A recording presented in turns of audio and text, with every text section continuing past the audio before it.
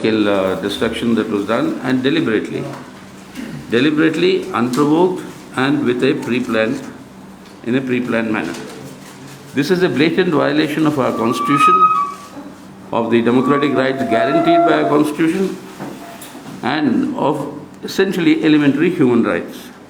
And this is the real character of the BJP in the state of Tripura. For 3 years they have been in government. It is very clear that the growing discontent against their misrule, the BJP's standard practice of promising many things before the elections and never implementing any one of them, all this was leading to large-scale discontent and people's protests. The CPIM and the Red Flag and the Left Front are in the forefront of these protests. And in order not to allow such protests to galvanize and get concentrated into an anti-BJP sentiment in the state, these sort of attacks have been unleashed. This is the political reason for this sort of a thing that is being done, blatantly violating every constitutional tenet. Since 2018, since they've come, 21 CPIM workers and cadre have been martyred. And this time, before all these attacks, the slogan that was always being shouted was Jai Shri Ram. Police would be standing there as bystanders, in fact, often protecting the BJP people who were indulging in this sort of violence. And the police was acting completely as the agent of the ruling BJP government in the state. And the worst is that despite representations made to the Prime Minister, besides making all representation to the central government authorities, there has not even been an acknowledgement to the letter I wrote to the Prime Minister detailing all these attacks. But in any opposition-ruled states, any such attack by the ruling party in those states, the non-BJP ruling parties, you see the big hue and cry and the manner in which the entire administration comes down saying that political violence is being perpetuated in these states. So clearly when they commit violence, there's a different set of rules. Now in this situation, the statue of Comrade Dasarath Dey, a legendary leader of the Ganamukti Parishad, when he led the tribals to encircle the palace of the then Raja, forcing him to sign the accord that Tripura will be part of the Indian Union. It is that legacy in that history, even their statues were not spared. They have nothing to do with the legacy of Tripura, its history or its people's struggles. So in this situation, we are demanding that the action should be taken against all those whom we can identify in all these videos. Action should be taken against all of them, and compensation be given to all those whose houses have been destroyed, whose properties have been destroyed, and those who have been injured, and immediately withdraw all the false cases that they have filed against us, against our comrades. This is a political challenge, and we would like to warn the BJP not to indulge in such violence attacks. Such violence and terror will not be tolerated. And this is a challenge that we will rise to meet. We are already meeting. We will continue to meet this challenge. And the people of Tripura will not be cowed down by such terror so that they think that they can continue to be in their government and rule the state. So that is what we are immediately demanding. You have the press note with you. You also have, as annexures, a folder that gives you all the information on all these attacks and all the pictorial, graphic presentation of how these attacks have taken place. Those are all being circulated to you. So I'm not going to repeat those details. Comrade Manik Sarkar is here with us. So he will be sharing his direct experience of what has happened in Tripura and what is likely to continue to happen in Tripura. So Manik da.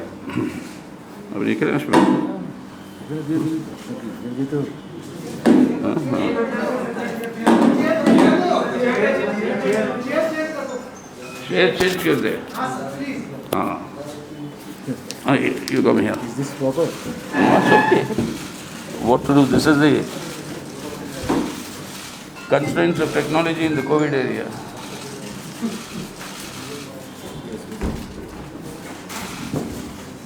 Yeah.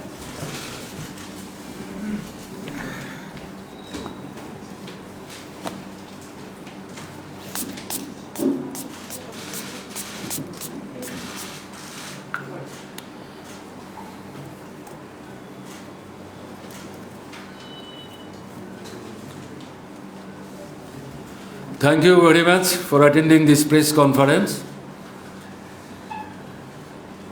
I shall not take much of your time. What I would like to say, in Tripura, Constitution of India does not work. Why I am saying so? During their regime, 41 months they have already completed. They have entered 42nd month, in half of the 42nd month. Before completion of the tenure of local self-government, elected during left-hand government times, they broken down.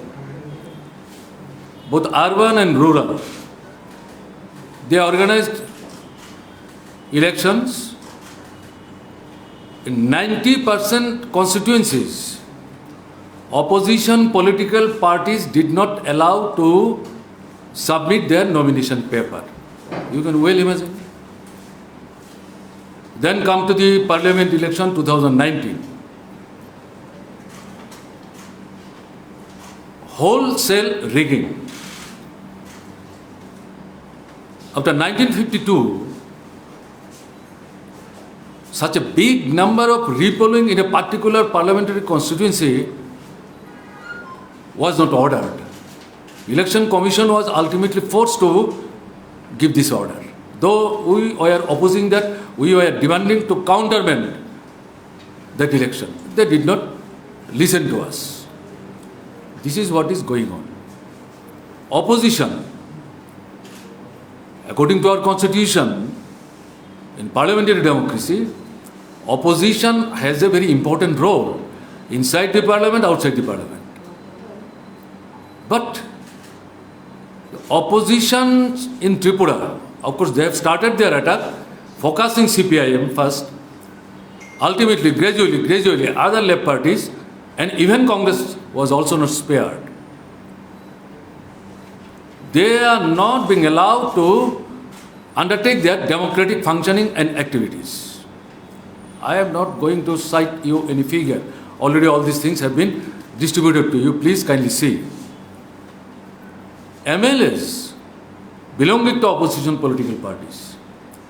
At this moment in Tripura, out of 60-member assembly, we have 16 MLAs. They are all belonging to CPIM. Most of our MLAs have not been allowed to go to their own constituencies and even other parts of the state, including me.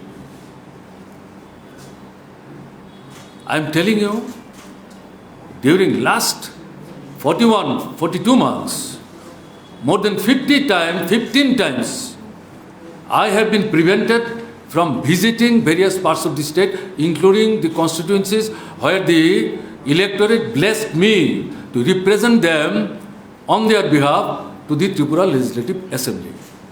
That is what is happening.